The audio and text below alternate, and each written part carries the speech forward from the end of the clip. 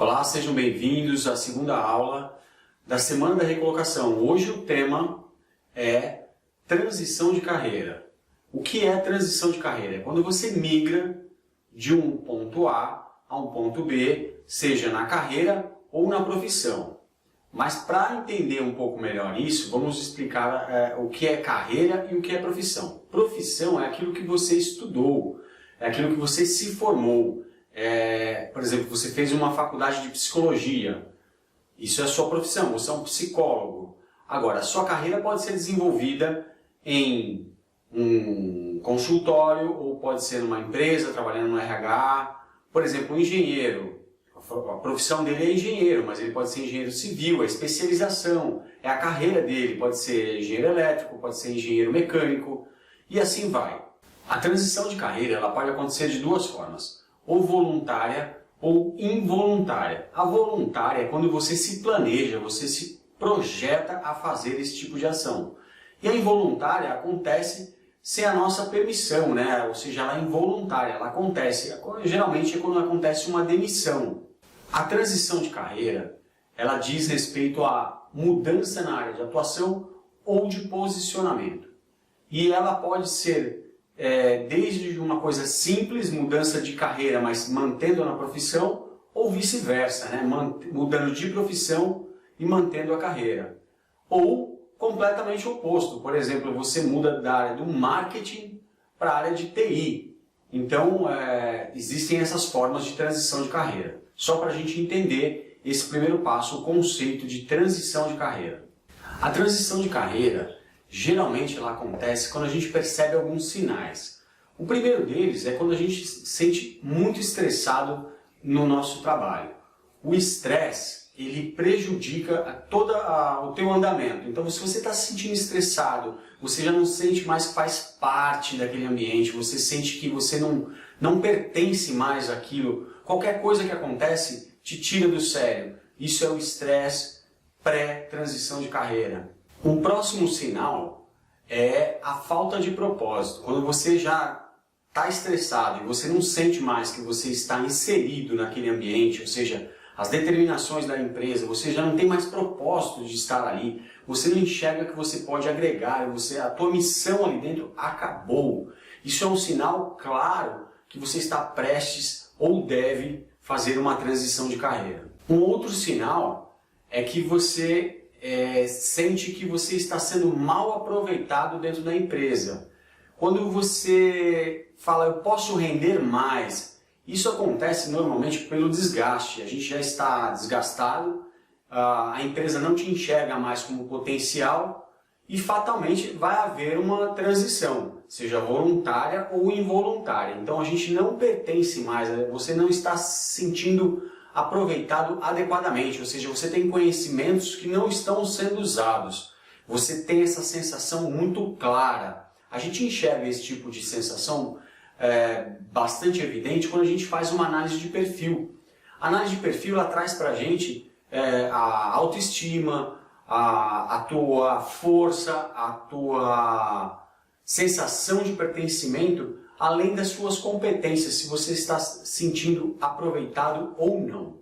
Um outro ponto muito importante é a questão salarial, né? A remuneração financeira. Muita gente se desmotiva por conta que não se sente que não está ganhando adequadamente aquilo que realmente está produzindo, né? Mas alguns tem que tomar muito cuidado, porque nessa situação, às vezes esse problema está mais em você do que propriamente dito na empresa. Porque se você não faz uma administração financeira, se você não faz um controle financeiro da sua vida, você não consegue deslanchar e projetar a sua vida para cima. E aí você põe a culpa em alguém. Então tem que tomar muito cuidado quando a gente reconhece esses sinais, seja ele do salário, inadequação, estresse, tudo. Às vezes o problema está mais na gente do que na própria empresa. Então esses sinais eles são o começo de tudo. É onde dá o start para você começar a pensar numa recolocação ou até mesmo numa transição de carreira, né? Por que recolocação e transição de carreira? Por quê? A transição de carreira, quando você define, você muda a profissão, você muda a sua carreira, e a recolocação é quando você quer voltar para o mesmo lugar, né? Então tem essa diferença. Eu saí dessa empresa A, mas eu quero entrar na empresa B no mesmo lugar. Então não tem uma transição, né? Então tem essa diferença. Muita gente me pergunta, mas qual é a hora certa de fazer uma transição de carreira? Essa pergunta ela é bem relevante pelo seguinte: às vezes a hora certa é a hora que você realmente percebe que o ciclo naquele local, naquele determinado ambiente se encerrou. Por quê? Você não pode simplesmente falar, eu vou fazer uma transição de carreira porque eu não gosto do meu chefe, por exemplo. Vou fazer uma transição de carreira porque eu briguei com o Zezinho. Não dá, você não pode fazer isso. Senão você está entrando num poço sem fundo, porque você pode se dar muito mal. Porque o mercado ele é difícil, para você se recolocar ou fazer uma transição, leva tempo, né? E você não pode ser motivado apenas por esse tipo de sentimento. Então, eu sugiro você não fugir dos problemas e identificar se o problema está com você ou se o problema está com a empresa. Uma segunda dica também bem interessante é tente trocar de setor. Às vezes a tua transição de carreira, né, ela acontece dentro da própria empresa. Você pode trocar de setor, você pode trocar de chefe, talvez você tenha uma remuneração melhor. E aí você resolve um problema que seria muito mais extenso se você fizer uma recolocação envolvendo um outro setor ou uma outra empresa, né? Outro setor em outras empresas. Então, assim, se você conseguir fazer a tua transição dentro da onde você está, é lógico que é muito mais indicado, é muito mais confortável. Agora, se não houver essa possibilidade, a gente tem que migrar para outra empresa. E aí a gente vai falar agora sobre os primeiros passos. Um dos primeiros passos, que na verdade são os estágios, né, que a gente percebe que a gente já está em andamento, é quando esse descontentamento acontece, seja pelo chefe, seja pelo salário, seja pelo time, ou seja até pelo ambiente, ou até mesmo porque você identificou à sua volta uma nova oportunidade, uma nova descoberta e está motivado por um novo desafio. Então quando você sente que dentro de você está pulsando, né, para ir para um novo desafio ou para assumir novas tarefas e novos conhecimentos, você está no primeiro estágio da transição de carreira. Em seguida a esse primeiro estágio, a gente percebe que vem um sentimento colado com ele, né? É a sensação de angústia, de incerteza, de dúvida, sentimentos negativos.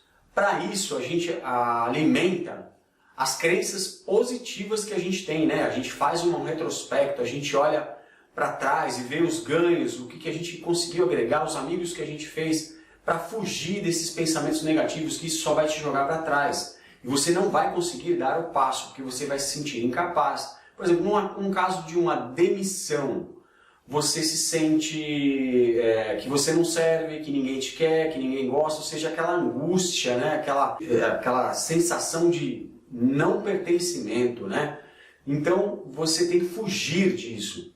Para isso, a gente tem que prestar bastante atenção nas crenças fortalecedoras, é aquilo que te faz bem, né? Aquilo que te joga para frente, aquilo que você acredita que te joga para frente, e foge desse passo que é onde os pensamentos negativos encostam em você. E por fim, a gente tem a certeza, a convicção que esse ciclo está encerrado, ele está no final. E aí você começa, sim, a olhar novos horizontes e fazer novas buscas, né? Começar a olhar o mercado. Será que eu vou transitar a minha carreira ou vou transitar a minha profissão? Falando do trânsito de carreira, a gente tem que olhar para o mercado, para as novas oportunidades e ver se você vai precisar primeiro estudar mais, fazer uma nova formação, uma nova pós-graduação, um novo MBA ou um curso complementar. Qual o tamanho do desafio? Se você consegue realmente absorver esse desafio, não pode ter medo, né? Você não tem que ter medo a esse tipo de passo, né? Esse tipo de movimento. Você tem que olhar proativamente para isso, já que você vai ter que fazer, né? Você não pode ficar parado. Então, o que acontece é você olha o mercado, entende se você tem novos desafios, qual o tamanho desse desafio, o que você pode agregar nesse novo desafio, se você realmente é uma peça fundamental para esse novo desafio. Essas são as maneiras de você começar a pesquisar o mercado, né? E o que esse mercado novo, né, essa nova oportunidade agrega na sua vida. O conhecimento ele tem que ir e ele tem que voltar, né? É uma via de duas mãos. Então você coloca tudo isso num papel, você analisa exatamente esse cenário para que você consiga definir para onde você quer ir e por qual tempo você quer estar lá, ou seja, em quanto tempo, né? Ou seja, você, lógico, não tem o domínio desse tempo, mas você tem que colocar, quantificar esse tempo em 6 meses, 1 ano, 2 anos, porque eu vou ter que fazer uma nova formação. Então, em 2 anos eu quero estar naquele lugar. Então, isso vai te nortear bastante no seu planejamento. Porque o planejamento, você começa a fazê-lo a partir de que você tem ideia de onde quer chegar. Você tem ideia de onde quer chegar, você vai traçar os caminhos. Você vai se relacionar com pessoas desse novo meio. Você vai procurar profissionais desse novo meio. Uma dica bem legal também é se você conseguir fazer alguns trabalhos, mesmo que gratuito, para você sentir se esse trabalho é legal. Isso, lógico, dependendo da área que você quer. Isso não serve para todas as áreas, mas é uma dica. Se você consegue absorver, olha, pô, deixa eu fazer isso aqui para você, deixa eu ver como é que é, e converse com essas pessoas, aumente o seu network neste sentido. Você precisa ter noção de como é a vida do lado de lá, porque a grama do vizinho sempre é mais verde. Então você precisa ter um entendimento se realmente o que você quer é o que vai acontecer, porque a gente sonha muito. A gente acha que a vida vai ser mil maravilhas, só que o problema ele só muda de CNPJ. Tem um problema aqui, entrou nesse CNPJ, o problema é o mesmo, só mudou o CNPJ. Problemas vão ter, então você não pode simplesmente querer fazer uma transição de carreira porque você tem um problema pessoal dentro da empresa, ou voltando, né, falando de novo sobre isso, porque é muito importante para que você não cometa esse erro, né? Então a transição de carreira ela tem que ser planejada. Então você decidiu, olhou o mercado. O próximo passo é fazer uma reserva financeira antes de dar o passo de sair da empresa, né? A menos que você tenha sido desligado. Então, antes de sair da empresa, de dar o passo final, ou seja, em direção ao seu novo objetivo, a tua reserva financeira. Quando você colocou o tempo, pô, eu vou demorar 6 meses para fazer um curso, você precisa ter 6 meses armazenado de sustento. Não digo que são 6 meses de salário, se você ganha muito, se ganha pouco, você tem que ter o sustento para 6 meses. Então você tem que fazer uma reserva. Eu sugiro que você faça uma reserva de no mínimo 6 meses a 1 ano, para que você tenha tempo, porque a gente conhece o mercado, a gente sabe que esse mercado não está fácil, a crise do mercado, por todos os momentos que vivemos hoje, está difícil. Uma colocação ou uma migração é bem complicada, a menos que você tenha o famoso QI, né? Quem indica, e aí fica bem mais fácil. Então, feito o planejamento financeiro, você sim, aí você está tranquilo, você não vai ter preocupação com conta, com esse tipo de sobrevivência, esse tipo de, sei lá, coisas que podem te atrapalhar. Você vai dar sim o primeiro passo. Eu costumo falar que um passo de cada vez você está mais perto do seu objetivo e mais longe do ponto inicial. Então não tenha medo, vá devagar, vá um passo de cada vez. Feito isso, deu o passo, você começa a prospectar as empresas dentro do nicho, dentro do segmento que você gostaria de trabalhar. E aí a gente já falou disso na primeira aula. Você vai pegar suas qualidades, vai montar, vai fazer uma retrospectiva, vai olhar para trás, quais foram os seus ganhos, o que você aprendeu, quais foram as suas conquistas, comemore as suas conquistas, amplie o seu network, você está preparado para começar a lançar os seus currículos. Uma dica muito importante, não mande milhões de currículos. Seja específico, mande exatamente para aquilo que você realmente pode absorver, né? Faça toda a transição muito bem planejada, né? Identifique as suas oportunidades, os seus defeitos, trabalhe os defeitos e otimize as suas qualidades e comece a prospectar. Então, para prospectar, nessa época de prospecção, a gente costuma ter alguns medos, né?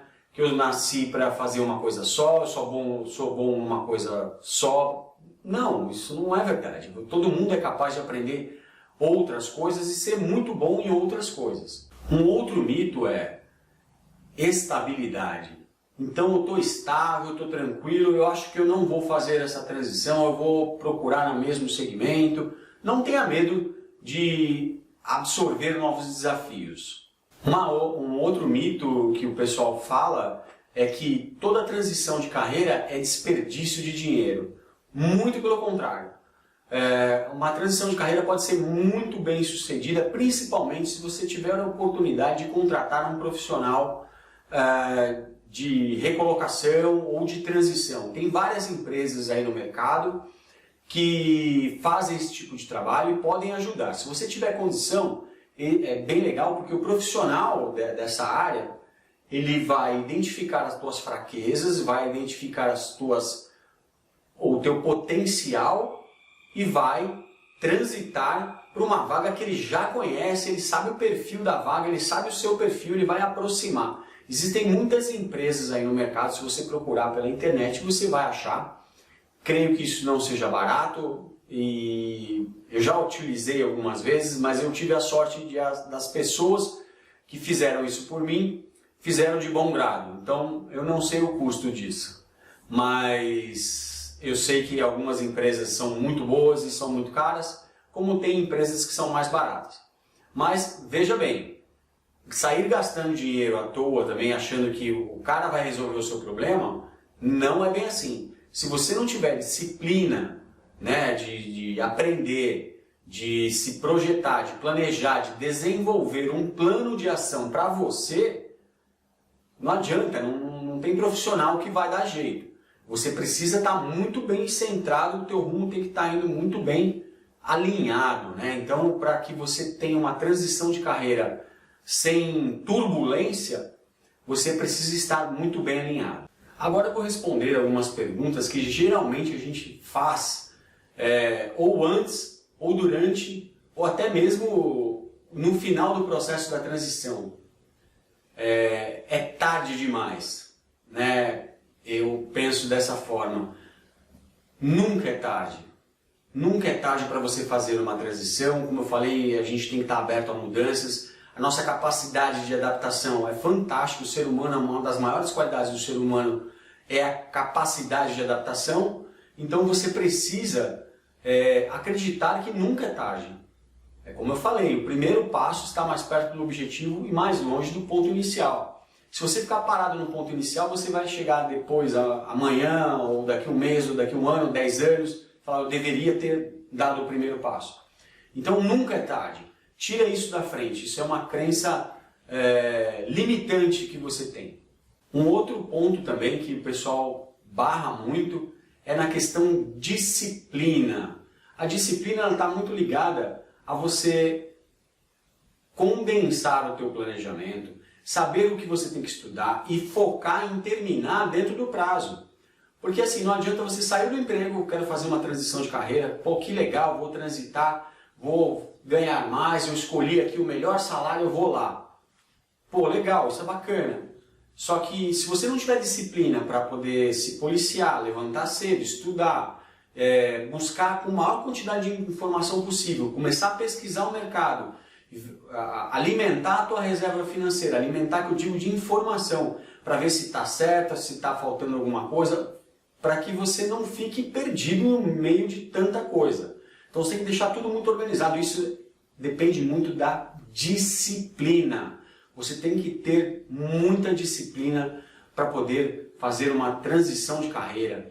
E até mesmo na vida pessoal, quando a gente fala de disciplina, eu falei isso na primeira aula, se você não tem disciplina de chegar no horário, sair no horário, almoçar no horário, cumprir com os teus objetivos diários, sem deixar nada para depois, sem deixar nada para amanhã, você não vai conseguir. Como eu já falei, a gente precisa fazer uma grande pesquisa de mercado, entrar mais no assunto, buscar muita informação, ou como eu já falei, vou repetir porque isso é muito importante, é você se comunicar com quem trabalha na área, na sua futura área, buscar pessoas que tenham conhecimento, se cerque de pessoas, aumente o seu network, isso vai te trazer muita informação importante. Você tem que realmente estar vivendo esse novo segmento. Uma coisa que eu não poderia deixar de falar é que quando a gente aprende alguma coisa, ficam algumas lacunas. Por exemplo, a gente vai migrar de TI para marketing. Eu aprendi sobre marketing, pô, que legal, mas tem coisas que eu vou aprender depois. Não faça isso. Preencha as suas lacunas, tire todas as suas dúvidas, chegue com um conhecimento completo. Não tenha medo disso. Para isso, use a sua disciplina para que você tenha realmente o melhor entendimento desse novo segmento, desse novo nicho de mercado que você vai atuar. Uma dica bem legal para que você mantenha-se positivo, reconheça suas vitórias, olhe bem o seu passado, veja bem os seus amigos, certifique-se de que você tenha coisas boas ao redor, né? Sempre fluindo bem, esteja positivo. Como eu já falei nessas dicas, não esqueça de fazer os trabalhos voluntários, né? Quando eu digo voluntário, é esses trabalhos mesmo que sejam gratuitos, mas que te aproximam desse novo segmento, desse novo nicho. Agora eu vou falar sobre um problema que acontece nesse trâmite, né? Nesse trânsito de uma carreira para outra, né? Ou seja, nesse caminho que você vai percorrer. Existem alguns sabotadores, né? Que são autossabotadores. Para que você entenda melhor, eu vou passar uma aula somente falando de sabotadores e como cuidar disso. Eu já volto. Bom, então vamos lá. Nós vamos conhecer agora os sabotadores. Quem são os sabotadores? A gente vai começar pelo principal deles, que é o crítico. O crítico, na verdade, ele sempre acha defeito em tudo. Ele gosta de gerar decepção, ansiedade, raiva, arrependimento e culpa ou vergonha nas pessoas. É um padrão mental que faz você acreditar que precisa punir, pressionar e criticar e cobrar em excesso. Essa pessoa, ele cobra demais, ele acha defeito em tudo. Para se esconder, ele precisa disso para se esconder. Então ele acha um problema, ele não consegue seguir adiante, ele põe a culpa nas pessoas, ele põe a culpa nele, ele fala que não está legal. Então ele usa desse subterfúgio de ter sempre um defeito, tá? As coisas, ou pessoas, ou fatos nunca são suficientes para ele, ou seja, nada tá bom, né? Do crítico derivam os demais sabotadores secundários, ou seja, dele sai todos, tá? São 10 ao total. Vou ser feliz quando conseguir tal coisa, ou quando atingir tal meta, quando tiver tal condição, quando alguma coisa.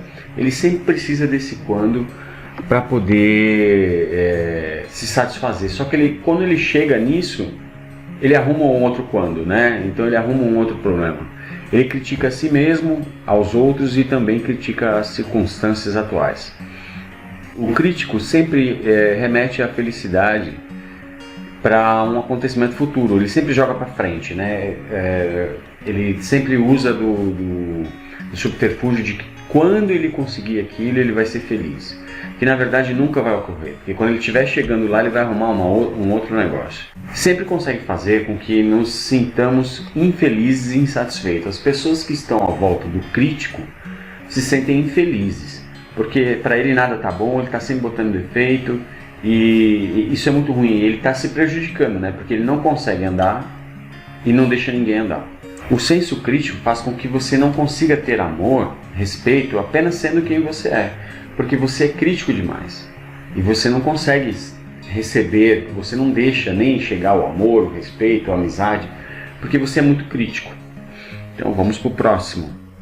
O próximo é o mártir, a vítima. Ele fica emburrado quando é criticado, ele tem sentimento de abandono, solidão, cria-se um padrão emocional, temperamental em excesso, justamente para conseguir a atenção dos outros. Então o que é? Ele fica preocupado, esse padrão, ele te traz a preocupação que você tem que se você precisa de mais da atenção das pessoas, e quando você não consegue, você é o coitado, você fica com aquele famoso coitadismo, né, como falam. Então assim, você perde muito tempo se fazendo de mártir, de coitado, e não consegue andar para frente. O próximo é o controlador. Esse cara, ele gera uma terrível ansiedade e impaciência, sempre quer que os outros façam a sua vontade, ele sempre tem razão, né? Tudo tem que ser do jeito dele, né? Isso interrompe o nosso caminho, né? Voltando a falar do controlador, ele está sempre intimidando os outros pela comunicação direta e confrontadora. Ele confronta, ele passa uma imagem de certeza, né? Ele fala com convicção. Pensa que está fazendo um favor para as outras pessoas, pois acredita que elas querem ou precisam do seu comando, né? Então ele acha que ele, sendo o líder, ele vai salvar todo mundo. E às vezes não, às vezes está jogando todo mundo no buraco. E é ele mesmo, né? E não permite que ninguém diga para ele o que fazer, né? Ele acha que ele sabe tudo, o que não é certo. Então esse sabotador, né? Esse agente sabotador, controlador, vocês reparam que todos eles não deixam você dar um passo adiante. Você fica preocupado, dando voltas, você fica rodeando e você nunca vai para frente, né? Vamos para o próximo. O hipervigilante. Esse cara é engraçado. Quando esse padrão mental, emocional está no comando, a pessoa acredita que precisa estar vigilante o tempo todo, pois certamente algo de ruim, perigoso ou errado vai acontecer. Então ele está sempre prevendo alguma coisa, é o famoso teórico da conspiração dele mesmo, né? Ele acha que sei lá, dando um exemplo, né, que estão fazendo motim contra ele se ele é um líder. Ele acha que os amigos não gostam, ou que alguma coisa vai acontecer, não vamos fazer isso que vai dar muito errado, e ele não consegue dar o próximo passo. Porque para a gente se dar bem na vida, a gente tem que arriscar um pouquinho, lógico, um risco calculado, mas tem que arriscar um pouquinho, né? Então, para que isso aconteça, você não pode ser hipervigilante, né? O hipervigilante tem muita dificuldade em relaxar, aproveitar o mundo e confiar nas pessoas. Ele não confia em ninguém. A sua energia é muito ansiosa e nervosa. Literalmente cansa todo mundo que está ao seu redor. Então, ou seja, ele transmite essa coisa, né, intensa, e acaba roubando a energia das pessoas, e ele acaba se prejudicando com isso, né? A gente vai entender mais para frente quando a gente falar sobre network. O hiperracional. Esse cara está sempre focado no processo racional e intelectual, evitando que suas emoções apareçam para os outros. Ele é o coração de aço, né? Ele não deixa ninguém saber o que ele está pensando, ele é frio, ele está preocupado com os resultados, com as metas. Ele não deixa as pessoas sentirem a emoção dele, né? Tanto é que esse padrão sabotador leva as pessoas a chamá-lo de frio e até arrogante. O hiperracional limita e impede que se conheça mais da sua vida interna e dos seus sentimentos, ou seja, ele se fecha, né? Ele cria uma carapaça e não deixa que ninguém fique sabendo o que ele está passando. Ele tem medo de falar que ele não sabe das coisas, ele tem medo. Você vê como já está tudo enraizado, né? O controlador, ele não deixa. Ele tem que saber de tudo, ele é esse cara que sabe tudo, e o hiperracional é um plus disso tudo, porque ele não deixa ninguém perceber o que ele está sentindo. Então ele olha para você frio e às vezes não sabe nada que está acontecendo, né? E isso você tem que tomar muito cuidado, porque se você começar a ter essa hiperracionalidade, você vai se bloquear, porque você vai achar que você é obrigado a saber tudo e ninguém pode saber nada. Isso é muito ruim. O insistente. O insistente, ele tem a síndrome da perfeição, né? O insistente possui muito da veia crítica e controladora. Você vê que todos eles vêm puxando, né? A coisa só vai afundando. mais especialmente acredita que somente ele sabe o jeito certo. Olha lá, uma coisa vai complementando a outra, né? Vai colocando um tempero a mais. Quando ele próprio não consegue atingir os altos índices que exige de você mesmo, gera muita frustração e decepção interna. Aí esse cara fica depressivo, porque ele tenta, não consegue. E aí ele vê uma pessoa conseguindo, fazendo bem menos esforço que ele, porque, pensa bem, a gente já falou de alguns. Imagina você com tudo isso, quantas voltas você não está dando em cima de você mesmo, enquanto uma pessoa está livre e está andando. Os sabotadores, eles criam uma barreira incrível que você não consegue dar um passo para frente. Então tem que prestar bastante atenção. Eu vou dar umas dicasinhas de como lidar com isso no final. O prestativo, esse cara é perigoso. Ele perde as próprias necessidades e deixa os próprios objetivos de lado. O desequilíbrio de esquecer dos seus sonhos e objetivos para tentar sempre buscar indiretamente a autoestima na aceitação e afeição dos outros. Olha lá, como tá ligado com o mártir, né? É o tipo do cara que você vai chegar para ele, você vai pedir alguma coisa para ele, sempre vai dizer sim, nunca vai dizer não. Isso é um perigo, porque você pode depender desse sim dele e ele não executar e você ficar na mão. Tem que tomar muito cuidado. E você, quando você está nessa situação de ser muito prestativo, você esquece dos teus sonhos, você deixa tudo de lado para fazer somente pelos outros. E aí a frustração chega porque você não realizou nada, o tempo passou e você não fez nada para você. Você vê todo mundo andar e você lá atrás, de novo, né? Ele consegue inserir mentiras mentais, emocionais, como faço isso pelos outros por altruísmo. Ele acha que ele está sendo o santinho da coisa, né? Ou seja, o cara, poxa, como eu sou legal, eu sou muito bacana. Só que não, cara, não é essa a questão. A questão é que você precisa fazer as coisas sim pelos outros, mas tem que fazer por você também, né? Você não pode esquecer disso. Um sabotador prestativo e bem arraigado pode levar a uma profunda dependência em relação aos outros. Isso é muito ruim, porque você fica dependente e você gera dependência, né? E isso é péssimo. Por quê? Porque quando você gera dependência, as pessoas vão ficar dependendo de você, você vai ficar lotado de coisas para resolver que não são suas. Não é egoísmo, né? Vamos entender, vamos separar. Você tem que lidar com ambas as partes, né? Fazer o mesmo tanto para cada um. E quando a dependência é o inverso, você fica dependendo de fazer alguma coisa para alguém para ter um reconhecimento. Você só consegue andar se você tiver um muito obrigado, e às vezes isso não vai acontecer. Agora que você já viu a aula falando dos sabotadores, eu digo para você, tome cuidado para que nenhum deles tome conta de você. Porque se você estiver no meio do caminho, um sabotador encosta em você, você vai ficar no meio do caminho. E uma transição, ela tem que ter começo, meio e fim. Você tem que atingir o alvo, né? Você tem que ter sucesso na sua empreitada. Então, pessoal, a gente fica por aqui. Espero que vocês tenham gostado dessa segunda aula sobre transição de carreira. Isso são algumas dicas, né, que eu dou. Uma palavra sobre o tema. Na verdade, é um tema bem mais extenso. Como eu falei, você deve procurar um profissional, fazer um planejamento, né? Essas são as etapas. E nunca esquecer de quem você é, né? Dentro da sua carreira, da sua vida, da sua história. Então, pessoal, quem quiser falar comigo, tirar alguma dúvida, fazer algum tipo de pergunta, meus contatos estão na descrição do vídeo. Então, muito obrigado. A gente se vê amanhã às 8 horas.